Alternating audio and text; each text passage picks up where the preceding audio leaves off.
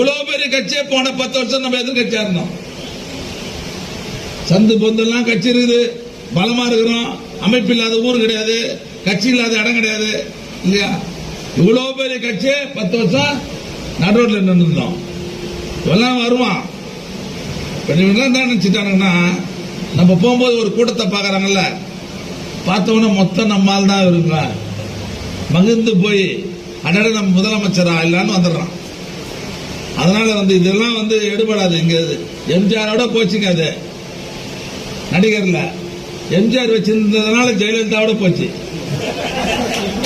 இனிமேலாம் அவனும் எடுபட முடியாது அரசியல்ல.